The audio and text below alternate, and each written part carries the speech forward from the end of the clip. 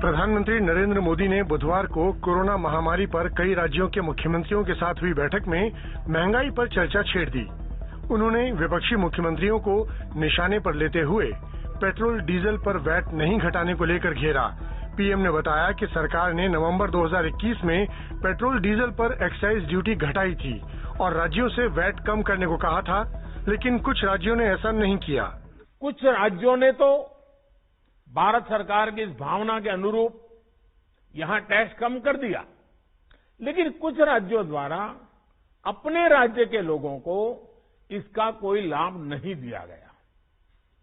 इस वजह से पेट्रोल डीजल की कीमतें इन राज्यों में अब भी दूसरों के मुकाबले कहीं ज्यादा है। पीएम ने कहा कि वे किसी की आलोचना नहीं कर रहे हैं, उन राज्यों के लोगों की भलाई के लिए प्रार्थना कर रहे हैं। उनकी वैट घटाने की बात पर कुछ राज्यों ने अमल किया, जबकि कुछ राज्यों ने अपने नागरिकों को लाभ नहीं दिया और रेवेन्यू कमाया। यही कारण है कि ऐसे राज्यों में पेट्रोल डीजल के दाम दूसरे राज्यों से ज्यादा हैं। पीएम मोदी ने कहा कि ये इन राज्यों की जनता के साथ तो अन्याय है ही, इसका नुकसान पड़ोसी राज्यों को भी होता है। मोदी ने दामों के अंतर में कुछ उदाहरण भी दिए। आज चेन्नई में, तमिलनाडु में पेट्रोल करीब 111 रुपया के पास है। जयपुर में 118 से भी ज्यादा है। हैदराबाद में 119 से ज्यादा है। कोलकाता में 115 से ज्यादा है। मुंबई में 120 से ज्यादा है। और जिन्होंने कटौती की, मुंबई के ही बगल में दीव दमन में 102 रुपया है।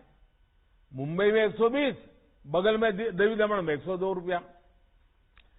अब कोलकाता में 115, लखनऊ में 105, हैदराबाद में 120 करीब, जम्मू में 106, जयपुर में 118, गुवाहाटी में 105, गुड़गांव में 105 है। देहरादून, छोटा राज्य हमारा उत्तराखंड, 103 रुपया। मोदी ने इन राज्यों के मुख्यमंत्रियों से कहा कि पिछले 6 महीने में जो रेवेन्यू बढ़ा वो राज्य के काम आएगा। साथ ही आग्रह किया कि अब वे पूरे देश का सहयोग करें। पीएम ने जिन राज्यों का नाम लिया, उनके मुख्यमंत्रियों ने अब पलटवार किया है। पेट्रोल डीजल का दाम सबसे ज्यादा राजस्थान में होता है, खासकर श्रीगंगानगर में। राजस्थान के सीएम अशोक गहलोत ने कहा कि पीएम को पता होना चाहिए कि भोपाल में पेट्रोल डीजल की कीमतें जयपुर से ज्यादा हैं। महाराष्ट्र के मुख्यमंत्री उद्धव ठाकरे ने कहा कि सबसे ज्यादा टैक्स महाराष्ट्र देता है, लेकिन आर्थिक मोर्चे पर महाराष्ट्र के साथ केंद्र सरकार भेदभाव कर रही है। पश्चिम बंगाल की सीएम ममता बनर्जी तो काफी गुस्से में दिखीं। उन्होंने कहा कि केंद्र और राज्यों का रेवेन्यू बराबर होना चाहिए, लेकिन केंद्र 75% टैक्स वसूलता है। तेलंगाना के मुख्यमंत्री केसीआर ने तो साफ कह दिया, 2014 से टीआरएस सत्ता में आई है और तब से तेल पर कोई टैक्स नहीं बढ़ाया गया। कांग्रेस के पार्टी प्रवक्ता रणदीप सिंह सुरजेवाला ने आंकड़े जारी कर जवाब दिया। उन्होंने बताया कि कांग्रेस के टाइम में पेट्रोल पर एक्साइज ड्यूटी 9 रुपए 48 पैसे प्रति लीटर थी, जबकि बीजेपी काल में 27 रुपए 90 पैसे प्रति लीटर, और डीजल पर जो एक्साइज ड्यूटी 3 रुपए 56 पैसे प्रति लीटर हुआ करती थी, वो अब 21 रुपए 80 पैसे प्रति लीटर है। इस हिसाब से तो सरकार को तुरंत 18 रुपए एक्साइज ड्यूटी कम करनी चाहिए।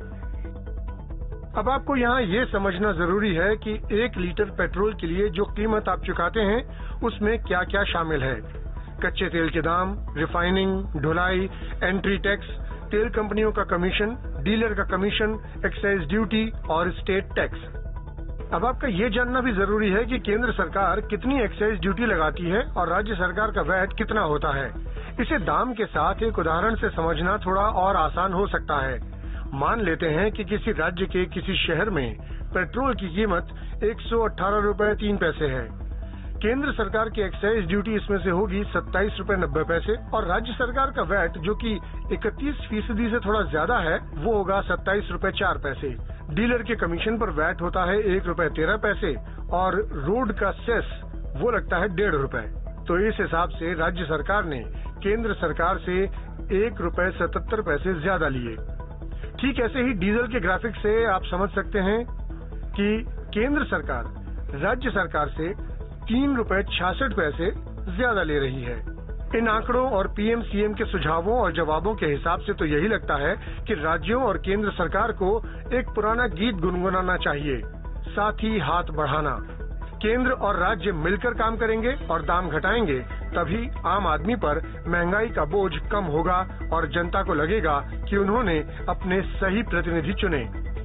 इस वीडियो पर आपकी प्रतिक्रिया कमेंट बॉक्स में जरूर दें और देखते रहें आज तक।